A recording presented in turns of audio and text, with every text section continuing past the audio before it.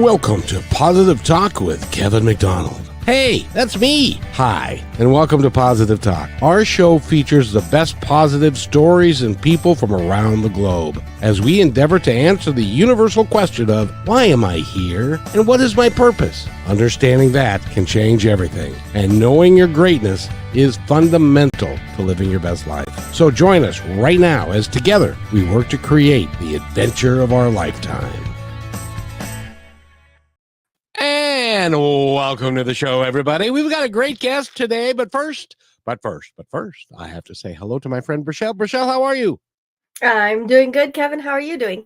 I'm doing just dandy, thank you. It's a beautiful day in the neighborhood. It's a whole 55 degrees here in Seattle. So it's me too. in the Salt Lake City area. And you know what? It'll be fun because we're going to go winging our way swiftly and quickly all the way to New York City. Yes. Because our guest is first of all, I got to tell you, she's an author and she is a journalist and she writes about culture and current events and things that are going on. And she's with us right now. Sarah Seltzer is her name. Sarah, how are you? Hello from New York City. From New York City. we love New York City, although I've never been there. Brichelle, I don't think you've been there either, have you? Nope, but someday. You gotta come. We're actually very nice, contrary to the reputation. We're very nice. Good to know. We're just briskly nice. Yeah.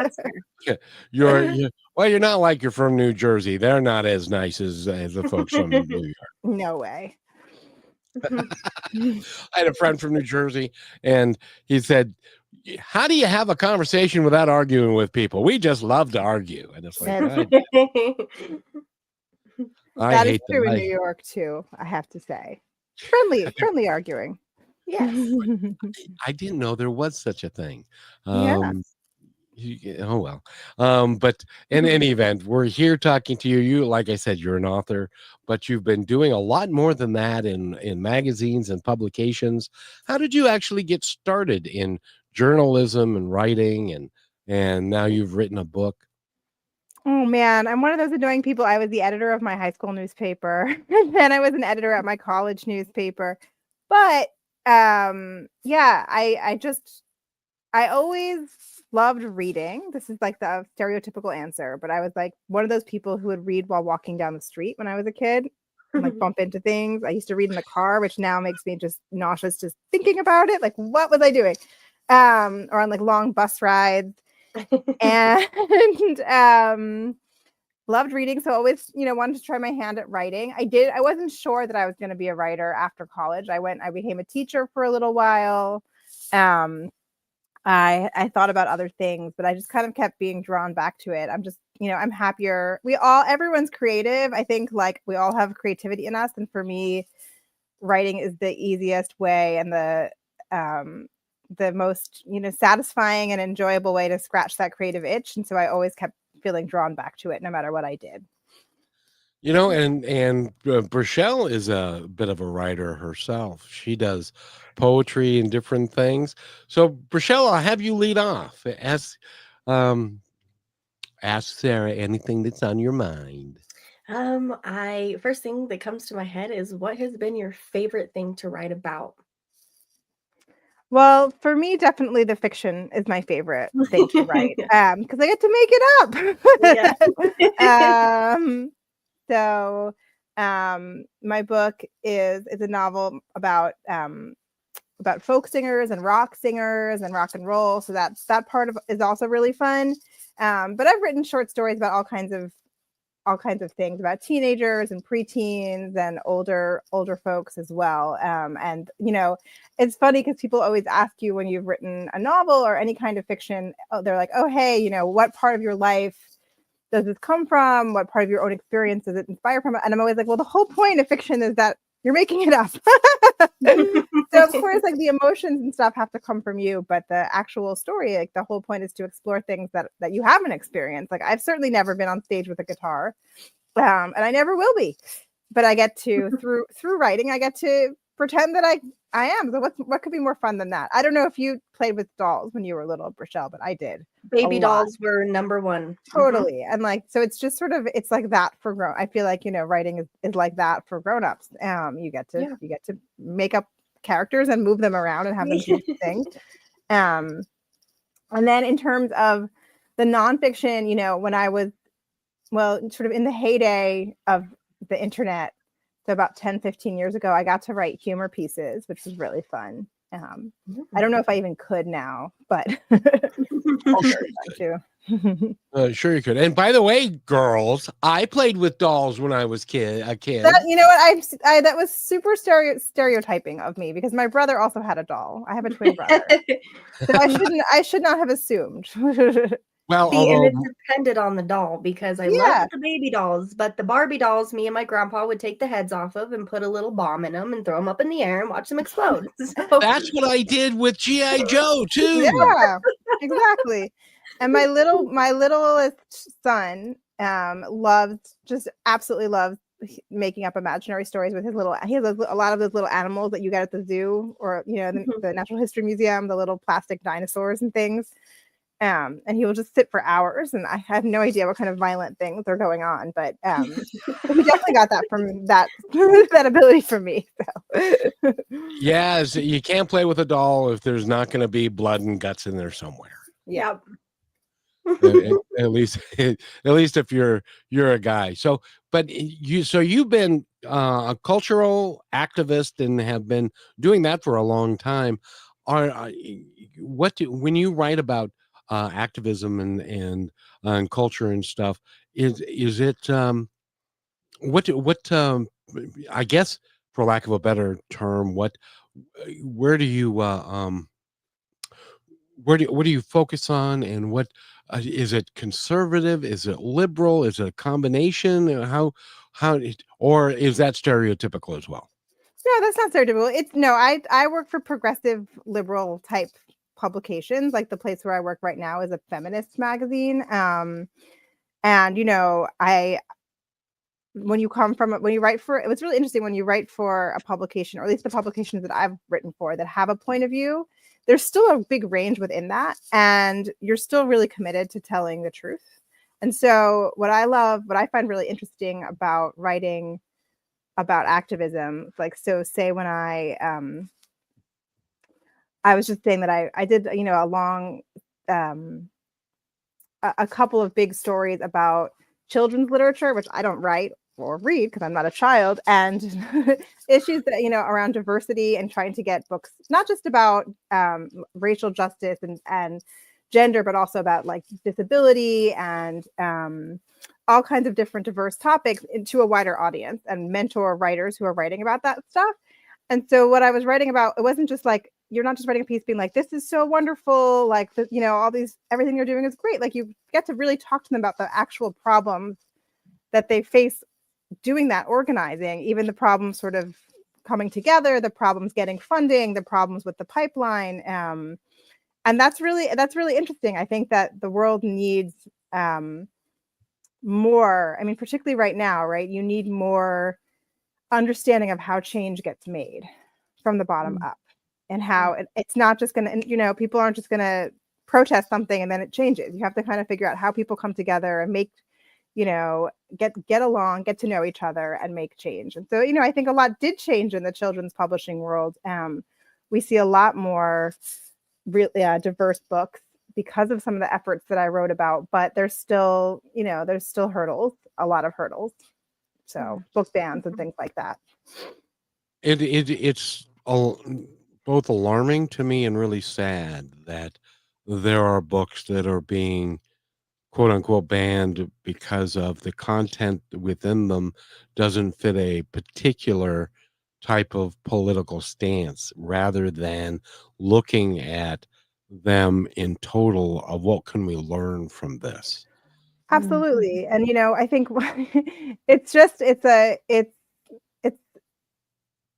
you shouldn't be afraid of, we've all read books with stuff that disturbed us or we didn't like, and that's okay. I think we don't have to shield, and certainly as kids too. I remember reading like John Steinbeck, like Of Mice and Men for the first time when I was, 10 or 11. And that, that's disturbing stuff. But, it also teaches you about humanity.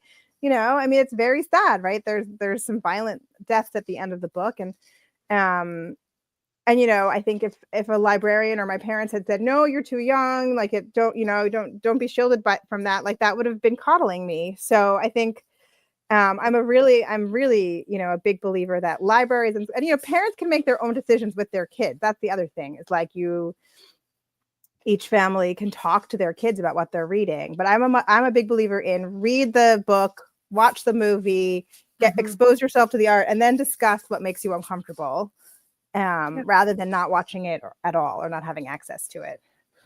I think that's a really, really, really, really important point, is that what these things do is they create a place and a reason to have a conversation about things that you may not have personally experienced or that you're uncomfortable with.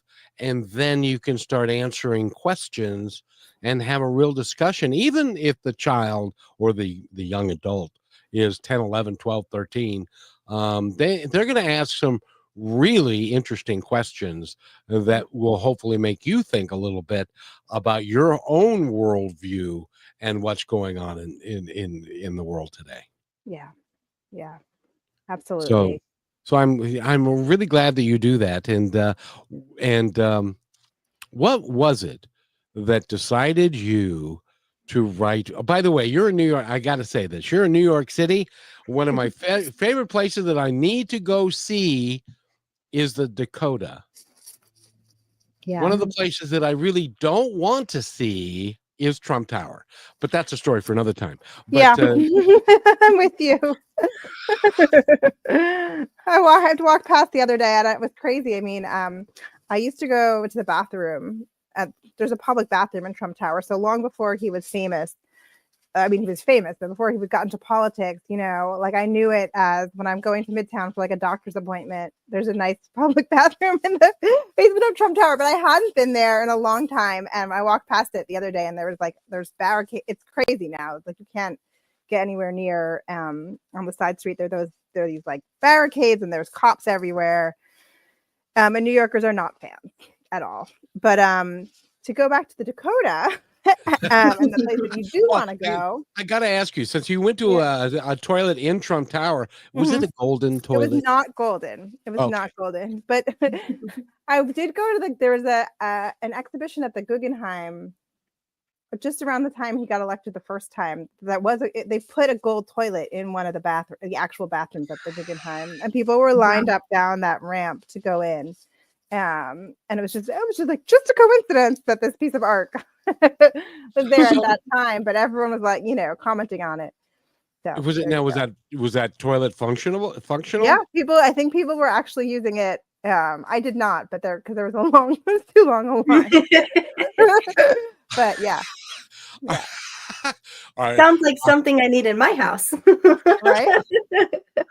Well, can you imagine standing in a long line to use the golden toilet just because you want to take a picture with yourself sitting on the golden toilet? Mm-hmm. Well, and imagine how many other people sat on that toilet. I'd have been like, I'll just buy one. I think for me it was just enough to know that it was there. Yeah. It's called, by the way, the title of the piece of art is called America. And it was in 2017.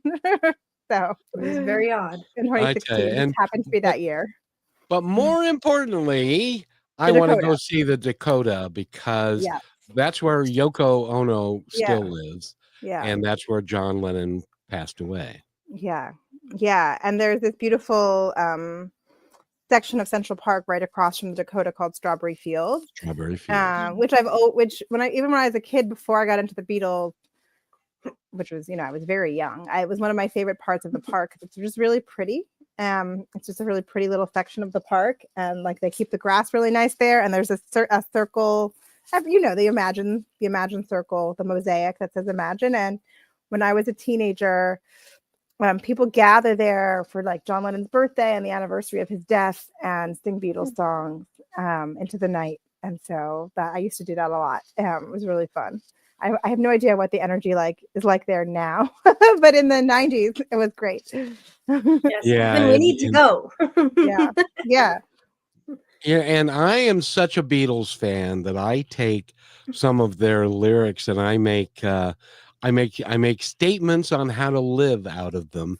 And I've said one to Rochelle many times that she knows off the top of her head. What do I always say to you? Well, and I have to tell you before I share that I actually have started to listen. And when you acknowledge something that's so small, it can be so powerful. Since I started with Kevin a year ago, he told me, child, let it be. Let it be. And at first it kind of made me mad. I was like, he doesn't know what he's talking about. I can't just let it be. Like nothing is just whatever. But really it just grounds you and brings you back to the present moment. And it's like that mold that really sinks in for you, that you trust whatever's going to happen is happening for the reason it's supposed to. So it's very powerful. Let it be. Powerful. It is powerful. And they did a lot of really cool, unique works, including Imagine, which he did after they broke up and stuff. But that's on my bucket list. I want to go there. You got to. You got to. Just to pay reverence to, it's hard for me to believe that he's been gone 45 years. Yeah. I didn't even know that. Yeah. It's one of the things that makes it just one of those things that makes me so sad thinking about it, because it's the senselessness of it. I think just is really still hits really hard. Yeah. Well, and his death was one of those moments in my life that I remember. I distinctly remember where I was, what I was doing. I remember I was in second grade. No, it was first grade.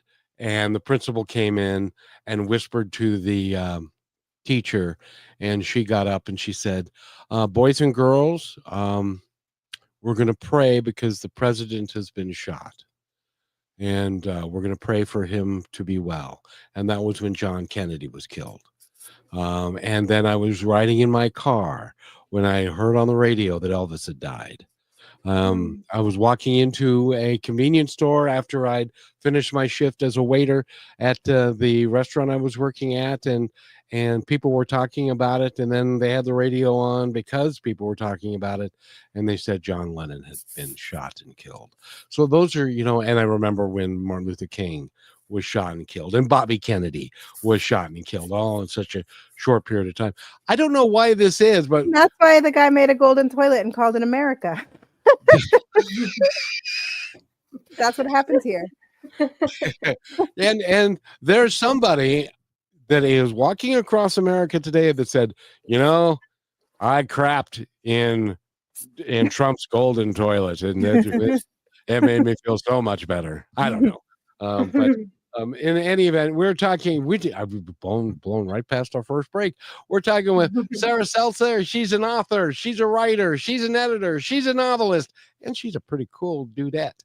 And Rochelle and I and Sarah will be right back. Pay attention to this commercial. It's important. At 67 years young, I never thought I'd feel this good again. But thanks to Purium's Ultimate Transformation Lifestyle. To date, I've lost 37 pounds and gained energy, confidence, and a whole new outlook on life. This isn't a diet. Purium is a complete lifestyle change, giving me all the natural, organic, nutrition-packed superfoods that fuel my body, crush my cravings, and help me burn fat naturally without starving myself. No gimmicks, no guesswork, just a simple, proven system that works. Superfood shakes, detox support, and real results. If I can do this at 67, imagine what you can do. It's your time to feel better, look better, and live better with Purium. Let's do it now, and let's do it together. Go to www.positivetalkradio.net and click on the Transform You to get started. That's positivetalkradio.net. Transform You.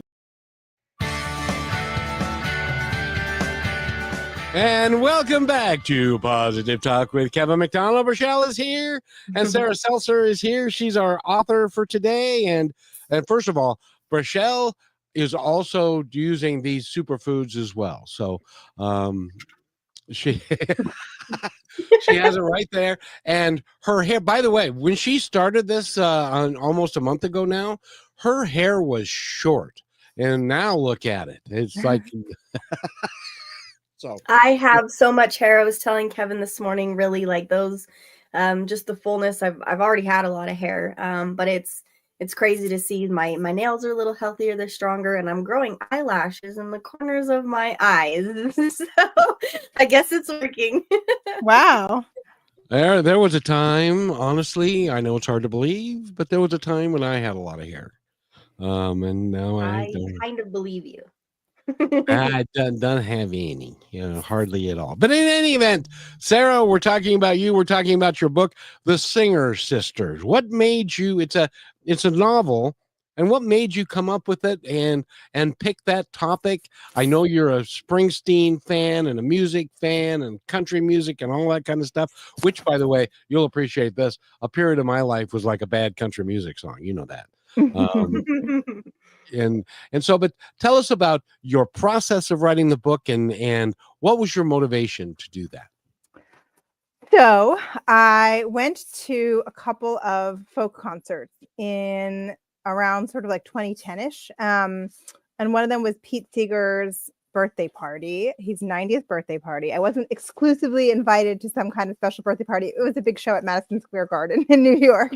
And it was very moving to see all these folk singers from different generations coming together and singing Pete Seeger songs, like including sort of people my age who I'd seen play college festival type things, and then these sort of legends who are from the 60s and, in interesting formations. And some of them were with their family members, including a Canadian folk duo called Kate and Anna McGarrigle, who were sisters, and they were there with Kate's kids, Rufus and Martha Wainwright, who both are kind of pop rock folk singer-songwriters who I'd seen many times, and I just was really captivated by the idea of a family singing together. I just my family does not. I'm not a musician. I don't take music lessons.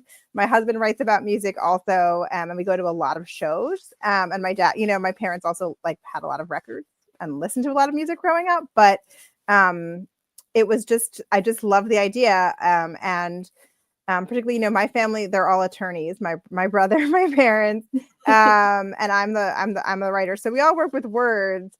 But we're not making art about our feelings for each other. We're just talking about them. So the idea that a family could, put their relationships into songs and put them into lyrics and, do duets and concerts together just seemed really fun to me. And it was just, it's one of those things where you have an idea and it stuck with me for years, while I was writing other stuff, doing the reporting. We were talking about being a journalist, writing short stories. And then I had my first child, and I really wanted to write something. I wanted to write, but I was, a little bit fried. So I wanted to write something a little more fun and more entertaining for myself that would keep me motivated. And so I was like, maybe I should try this folk family novel idea. And that's how I started it. I just started writing it in a notebook, and it's full of drama, of course, because it's rock and roll. There's secrets and lies.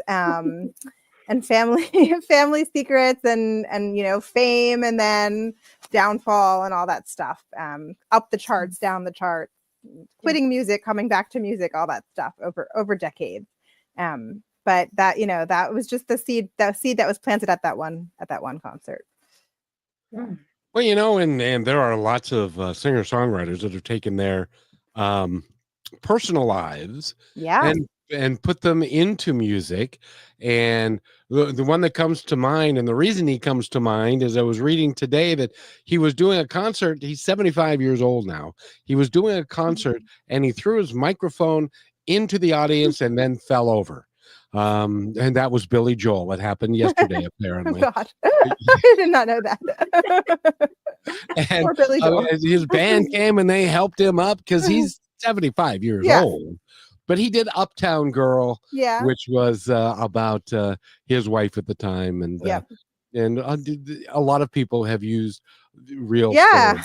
everyone from, Bob Dylan and Joan Baez to Taylor Swift to, Jay-Z and Beyonce writing about their marriage and in their respective albums. It's always in the air, I think. And something that fans absolutely love is trying to decode what their favorite singers are actually trying, who they're writing about and whether they're writing about other famous people and that kind of stuff. So that was a huge part of it as well, just that whole vibe. Well, and I was watching Taylor Swift, who I just love her music and stuff, and she was saying, if you're gonna date me, it's probably a good idea that you don't cheat on me because write songs. Yeah. Yes. Yeah. It's like the Carrie Underwood song. I don't know. Sarah, if you're familiar with Carrie Underwood, I wanted to be her when I was little. She has that song Before He Cheats. Oh yeah. And it became an anthem for me at a young age. I didn't even know what she was saying. And now I grow up, I'm like, you get it, girl. You tell him. It really does. It brings out I love how you do love the interaction of relationships and when it comes to music and stories. Yeah. Because it almost makes it like, I mean, the authenticity is there, but also like it's easier to grasp on and to connect to that, because a lot of people have relationships or things going on in their life where they read a story, maybe something you wrote or a song, and they're like, oh my gosh, like I really resonate with that and I understand that because I have somebody like that in my life. I think that's amazing. If I get into start writing songs again, I'm gonna go down that path just because you said that. See what comes out when I write about certain people. I love that. Yeah. And Sarah, I wanted to mention this to you, and I don't even know that this is in your consciousness, but with the number of things you've written and the number of publications that you've been involved with and the things that you've gotten published and things, do you ever think about the impact that you're having on a lot of people? That's a great question. I think that a lot of writers and artists in general are more motivated by insecurity than, anything else. So I think and one of the things I talk about a lot with other writers, I've, been in a bunch of different group chats with other writers whose books came out this year, which has been really lovely and supportive, about how, you get these wonderful emails from readers that are like, oh, this meant so much to me. And you're like, yeah, but that person has 5 stars on Goodreads and I only have 4 stars.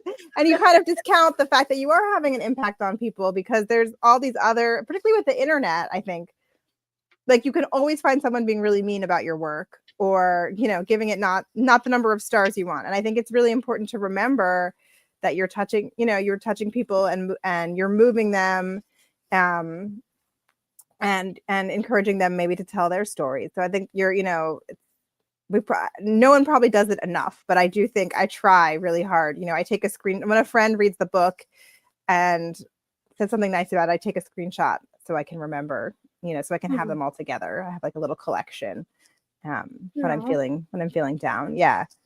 That's so cool. You could write another book based off of those. Yeah, I think particularly, so there's a lot in the book about motherhood and daughterhood. It's like daughters, mothers, sisters, and dads and brothers too. It's family stuff. But there's a lot in it about early motherhood and having a baby and wanting to make art and, the difficulties of just, being a parent to a really little child or baby. And that, because, the book was written before and after COVID, and I had little kids during COVID. So that, I think a lot of that came while I was revising it after I had just spent 2 years shut in with my little ones and my husband. And my husband and I were both trying to work and take care of the kids, and we had no help. And, the same as every other family in America. And so I think I poured a lot of that in when I was revising, that feeling of loving your kids, but also really wanting to have time to do your own stuff and be creative. And that is, I think, part of the book that I've really been hearing from people really spoke to them. Both fathers and mothers and parents of all backgrounds, genders.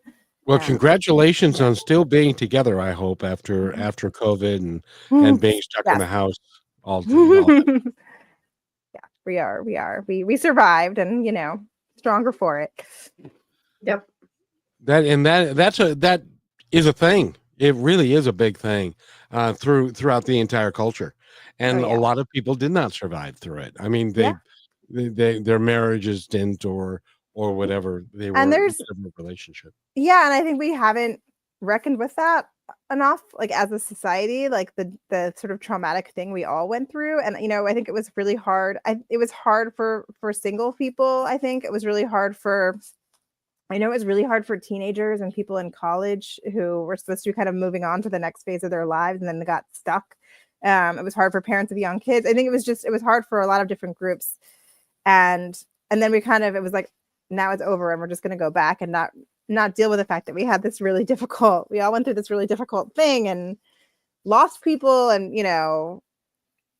kids lost years of socialization or whatever, and marriages broke up. So I think that it's notable. It's notable what you're saying. Exactly. By the way, we're talking with Sarah Seltzer. Go to our website, which is, oddly enough, sarahseltzer.wordpress.com. And that's correct, right? Yes. I can still read. That's really good. I'm so proud. We need to take a station break. And when we come back, we're going to talk more with Sarah about her writing process and how does it work for you? Is it like does it just show up, or do you have to struggle over it and really fight for every moment, for every word, or does it just kind of show up and run? And we'll be right back. You're listening to Positive Talk with Brachelle. She's right there, and she's adorable. We'll be right back. You're listening to Brushwood Media Network, the best in syndicated talk, news, and entertainment shows. As you go about your daily life, look closer. As you gather with family and friends who love and support you, look closer. There are youth right in your community who don't have the home, warmth, and healing you have. So look closer. Every year across America, a staggering 4.2 million youth are homeless or trafficked. And for 50 years, Covenant House has worked relentlessly to keep them safe and protected. Tonight, 2,000 young people will sleep safely in a Covenant House bed. And tomorrow, they will wake up surrounded by love. They get clean clothes, hot meals, medical care, and a safe place to sleep. 24 hours a day, 7 days a week. In sites across America to help them fulfill the great promise of their lives. So look closer at Covenant House. To help or get help, go to covenanthouse.org.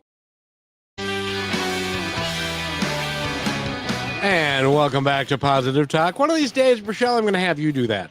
Welcome back to Positive Talk with Kevin McDonald. And Brachelle is here, and Sarah Seltzer's here. Sarah, I've got an idea for a new book for you. Okay. I think that what you should do is to take a book about the homeless kids and the great stories of how they're rising above it, and Carriage House and the things that they're doing, because this is the United States of America, and I can't believe that we have 4 million kids that go to bed hungry every day. That doesn't make any sense to me. But you could write about that in a great way. What do you think?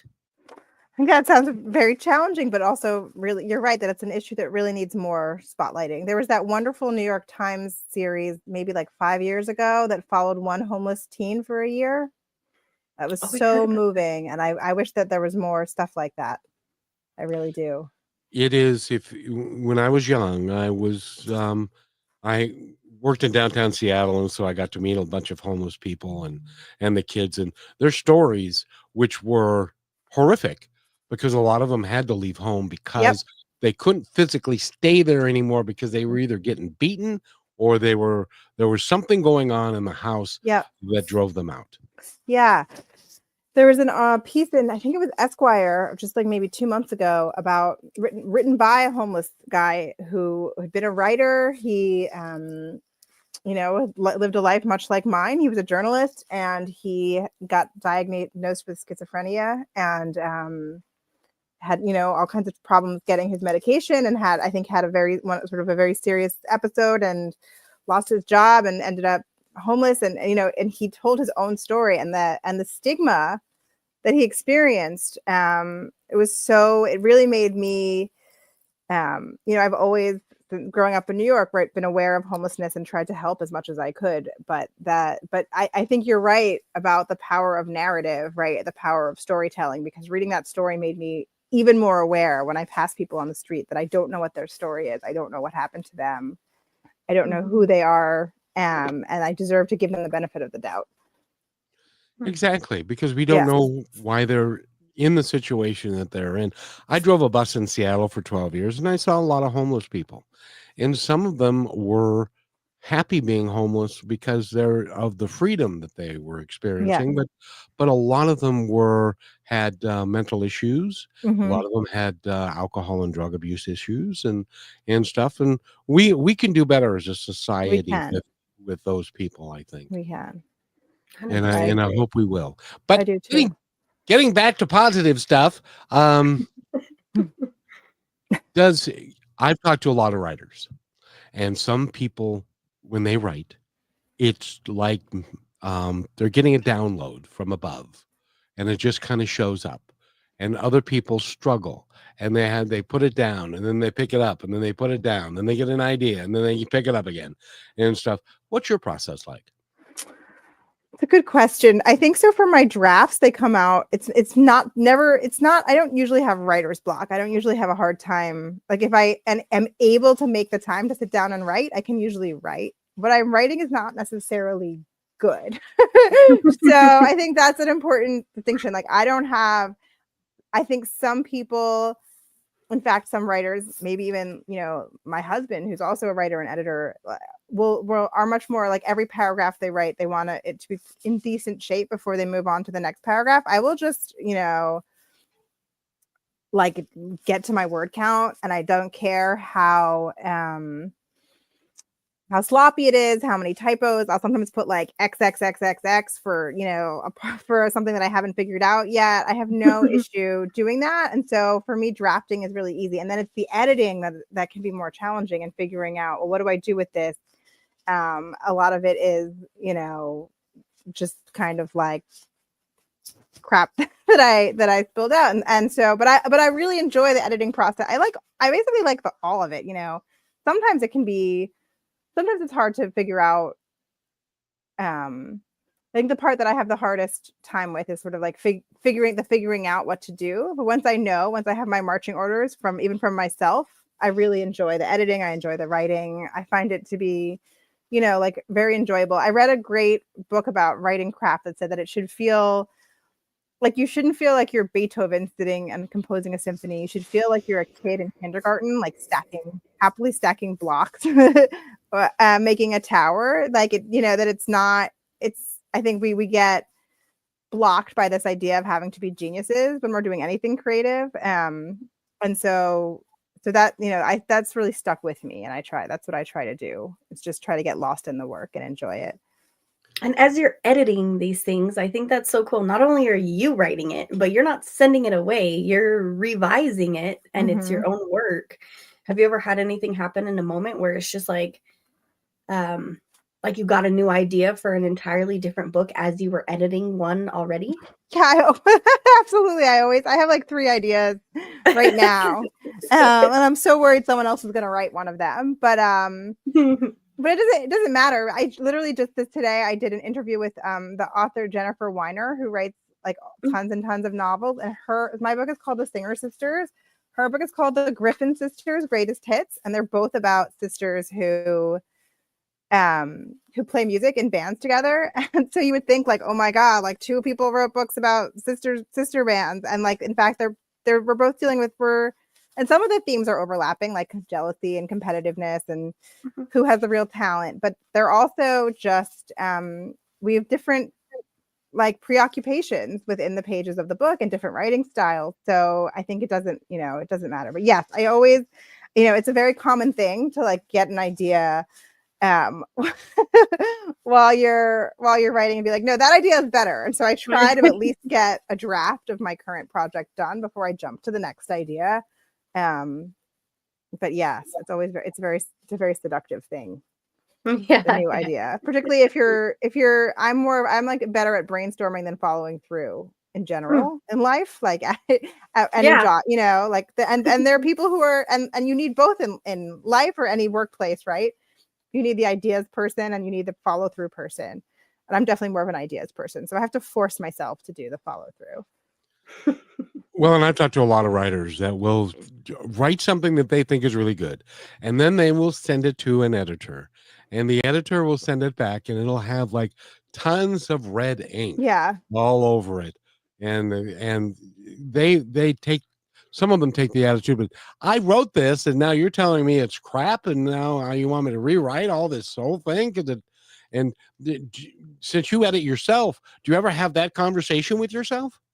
Yeah, I do. I mean, I always think like every draft, I'm like, okay, like this draft feels good, but then, you know, I try to always take a couple weeks in between writing and reading my own work, so I have a little more emotional distance from it. And I get edits from my husband and friends. I have friends who read my work. I get edits from my agent. I get edits from my editor. And I usually I welcome them, you know, because I think writing is a particular form of art that it's always better when it's edited. And, you know, if you look at like, this is kind of an obvious example, but like the Harry Potter books, you know, how they got kind of bigger, thicker, and worse as they went along because she clearly wasn't being edited anymore. She became really famous and held all the cards. And, you know, I mean, she's become someone with like really repulsive views in general. But you know, I read all those books when they came out. Like I got them at midnight and read them, and I remember being really disappointed and being like, I wish she had taken some edits on the last book. It was long, it was kind of sloppy, you know, it was messy, and the books before it were so good. So that's an example of why you need an editor. Yeah, different perspective is not a negative thing, for sure. Yeah, exactly. And that's where your pride comes into a little bit, you know, to just accept like some help. Yeah. And I think, I know I edit right for my day job, which is at a magazine, a feminist magazine. I edit a lot of writers who, I mean, you get a huge range of responses. Some people like really want me to edit their work and tell them what's wrong. And some of them like, we'll go through, you know, my usually very small cosmetic edits and like change them all back to how they were. So, and I always say like, you know, I'm not going to fight you over this phrasing necessarily, but it will make the piece better if you listen to somebody else. Yeah. And by the way, you are welcome to mention the magazine that you're working for. The magazine is called Lilith, like the biblical demon Lilith. And it's lilith.org. And yeah, it's been around for almost 50 years. It's a really cool feminist quarterly magazine. So we publish like fiction, book reviews, journalism, personal essays, everything, a little bit of everything. Now, when we say the word feminist, it conjures up a lot of different meanings to a lot of different people. How does the magazine view it? So really, you know, it's about chronicling like women's lives through the lens of Judaism, and then Jewish life through the lens of feminism. So like I think it started in the 70s because the editors and founders, including my still current boss, who's really amazing, that like felt that like women were getting short shrift in like Jewish discussions, and then in like the feminist movement there was some anti-Semitism. So that, you know, it's like any of these things, like they wanted their own voice.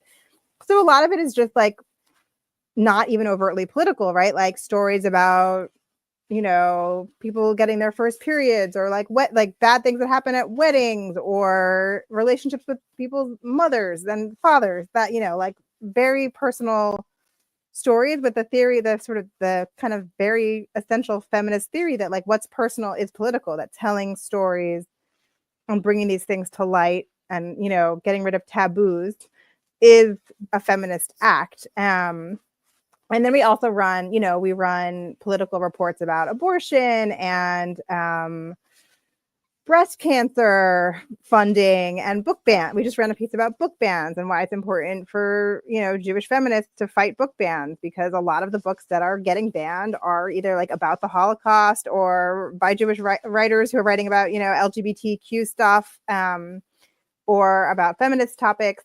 So we interpret it with sort of a very broad lens. So we even have recipes, sometimes, and they're often recipes that have a story to them. Like we run stories, recipes about like food to comfort you or comfort your loved ones in difficult times. And now we do a lot. Also, we do a lot of coverage. We've always done a lot of coverage. We do coverage of trans stuff, and we've done a lot about disability and making synagogues more accessible, like even like wheelchair ramps, because in synagogues and church, I think this is true of churches, there's like an altar, there's a bima, you have to walk up steps if you want to read from the Torah or like sing in front of the congregation. Like even stuff like putting a ramp in is a big way of making that space more accessible to different people. So things like everything, like really it's like the kitchen sink, anything about making culture more inclusive and more open. So I'm a big believer that feminism helps everyone, men, women, people of all genders, that it's not about. And Sarah has disappeared briefly, and we're going to take a break, and then we'll be right back more with Sarah Seltzer and Brichelle. We'll be right back. Last week, Brandon met a girl on a dating app. One day after work, he finally found the courage to ask her out. No answer. He started to panic. Was he being too pushy? Maybe it was too... Hey, sorry I didn't respond. I was driving.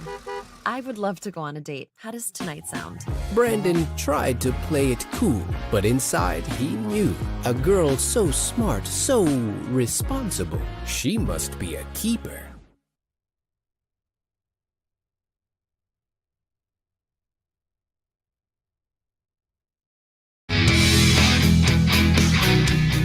And welcome back to Positive Talk with Kevin McDonald and Brichelle. She's right there, and sadly Sarah isn't. So I am here. Oh, she's here. She's here. I'm here. Sorry. Well, thank you for coming back. We really my screen just went dark for a minute and then came back. So I don't know what happened. Well, that's really cool, and that's technology for you. Sometimes it works, sometimes it just doesn't work all that well. Although, are you? Does your company use Slack? Yes. Did it go down in your world yesterday too? It didn't go to. It might have, because I'm not on it all day long, but it did not yesterday. It's amazing how important technology is. Oh my gosh, yes. Because like I'm in Seattle and Brichelle's in Salt Lake City, and we have a team member in the Philippines, and so we all communicate with Slack, and when that goes down, we can't communicate. I know. Yep. I know. I was about to call back in with my phone actually, but then everything came back on my screen. So I probably need to get a new computer. It's a miracle. I was like, just as I was talking with feminism, I went dark. You didn't have anybody in like a trench coat and a hat right? walk by your house, did you? Elon Musk was like, I don't know about this. These days you just don't know. You just don't know. Because there are I do a show on Brushwood called Unscripted Politics, and I'm the liberal, and then the conservative guy, and we, given this current state, I'm not sure it's even a good idea for me to express my opinions on such things as that. Probably not. Everything finds its way back to you when it comes to the internet. So you have to be so careful. Even for me, I see things on Facebook. I'm like, oh, I'm going to share that. It's a little spicy. And I'm like, no, because what if somebody from my show sees it and they're like, oh, why did she share that? Spicy? How spicy? It's spicy.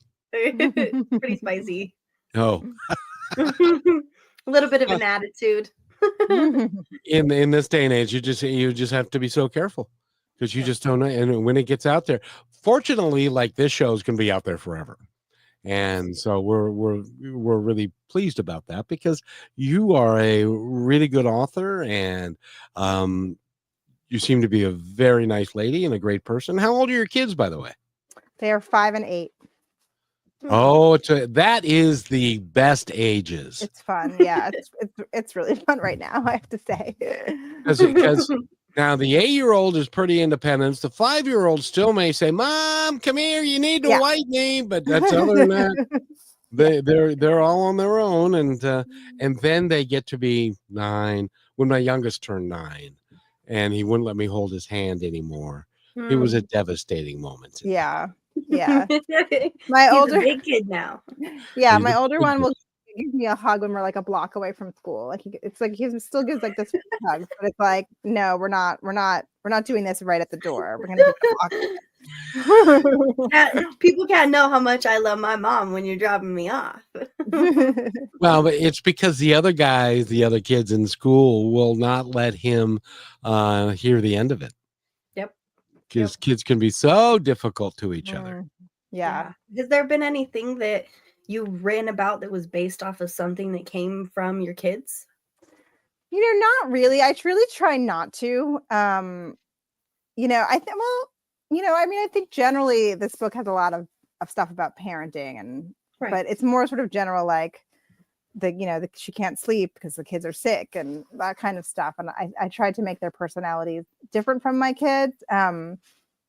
But I mean, I generally find having kids to be somewhat inspiring. It's like very interesting because having I tried to get this through in the book as well, that children themselves are very inspiring because they're looking at the world through new eyes and learning things, and they get inspired. So that's inspiring to you. It's just that taking care of them and the day-to-day is the opposite of inspiring. It takes away from your creativity because there's just so much to do logistically. Like there's always another lunch to pack or a butt to wipe or medicine to dispense. So that tension between the fact that they make you want to, whatever you do, whether it's write music or write fiction or, draw and paint, color, garden, it's harder to do.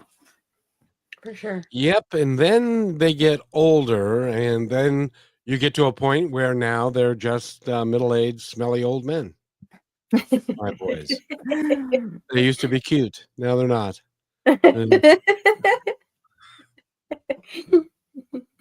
Their personalities kick in full force when they come to a teenage point. So it's funny. I worked with teenagers. I taught and stuff a lot. Like for the first 5 or 6 years out of college, I spent all this time with teenagers, and it was so great because I feel like I learned about like who Lady Gaga was like before any of my friends knew. Like, what the Twilight books were and all this stuff. They kept me like really hooked in, and they were so fun. And now I'm like a little scared. I haven't spent a lot of time with teenagers in a long time. I'm a little scared for what it's going to bring when my kids hit that age. But I used to really enjoy being around them and their energy. So yeah. Now, do you have boys or girls? They're boys. Oh, very good. Because the girl children between 11 and 13. I've heard. No, Kevin, it's more like from 12 or 13 to 22. They just yeah. And I would not go back. You would have to pay me so much money to go back to middle school. Me too. And it's funny because a lot of those girls, we were all so mean to each other, and we've actually ended up still being friendly, that group, but it was like the brutality of who's getting invited to what and who's walking with who, down the street. It was so awful. It is, especially for us. We base it off of our worth, and it's so ridiculous. Well, your worth isn't what somebody tells you it is. Your worth is what you believe it to be and what you know it is Exactly. into Yeah. yourself.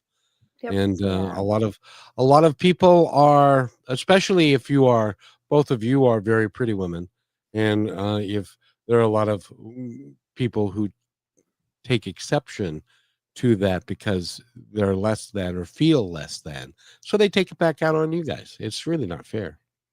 Yeah, no, it isn't. I got bullied so bad, and now that I am the way I am, I love myself. As So, well you should, darling. As well you should. And so, Sarah, we're going to run out of time. Dang it. So I want you to tell our audience. Take a moment. Take it 2 moments. Breathe deep. The gathering gloom. Watch lights fade from every room. Do you know what song that's from?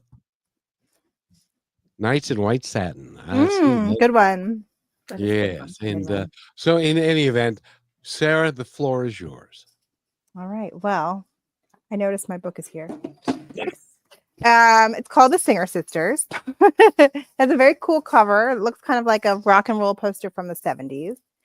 And it's about a rock and roll singer in the 1990s. So think like Alanis Morissette, Lilith Fair, that kind of vibe. And her mom and aunt were in a famous folk group in the 1960s. And they are somewhat mysterious and not very supportive of her music career, and she doesn't know why. And so even as she's getting more and more famous, she starts also to learn their secrets from her mom's past. And there's some mysterious people show up and things are revealed, and there are fights, and there are #1 albums and songs, and there are music videos that are shot in Los Angeles and tabloids and family reunions and big concerts where all their lyrics that they write about each other and their heartbreaks and betrayals get sung. So it's a lot of fun and also very, it's a bit moving and emotional, and it's a satisfying read, I think. So I've heard. If you like music and you like pop culture, and you like family dramas, that's what it's for you. And you can find it at most bookstores. It's at a lot of Barnes and Nobles. You can find it at all the usual places. Just Google The Singer Sisters, or you can go to my website, which is Sarah with an H, Seltzer at WordPress. And that's the spiel about The Singer Sisters. Well, it's a real good thing. And by the way, and I'll say this, if you have a mom and pop neighborhood bookstore in your neighborhood, I highly advise you to go there. And if they don't have it, have them order it. Yep. Because we need to support small indies. Absolutely. And they've been really supportive of the book. So I definitely recommend going into your indie bookstore, asking for it, having them order it for you, or maybe they have it in stock. And you'll be doing me a favor, and also the bookstore and yourself, hopefully, or whoever you get it as a gift for. If hardcover is always a nice present for somebody. Yes, for sure. Exactly. Brichelle, anything before we go? No, just thank you, Sarah, so much for your time. And I'm so interested in what you're going to continue to write and come up with. And we'll have you back on the show, and as your journey keeps going down the road, and just continue talking. And just thank you for being involved in the community you are.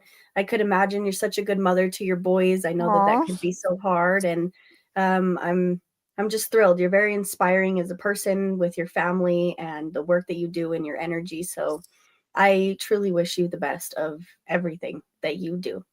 That is so lovely. And this is such a fun hour. I can't believe it's been an hour. It goes by fast. Minus the 30 seconds that my screen went dark. But, 55, 59 All right, we were running a commercial anyway. So. Yeah. Perfect. So it worked out really well. And by the way, again, her name is Sarah Seltzer. And your website again is? Sarah with an H, Seltzer, like seltzer water, at WordPress.com. Go there, and if you don't buy it from an indie bookstore, buy it from her. Yes. So there. And I want to thank you for being here. It's been great fun. It's been so fun. Yes. And when your second book comes out, you have got to come back. I would love to. Absolutely. Awesome. Brichelle, thank you. And I'll see you in a little bit. We've got another show to do in a half hour. So, Of course. Sarah, have an awesome day and enjoy New York City. I sure will. Take care. Thanks for listening to this episode of Positive Talk with Kevin McDonald. Our purpose is to provide everyone with a positive, entertaining, and educational experience. I would love your feedback and comments about the show, including possible topics and great guest suggestions. Please email me at kevin@kmmedia.pro. And remember, be kind to one another because each other's all we've got. That's Kevin@kmmedia.pro.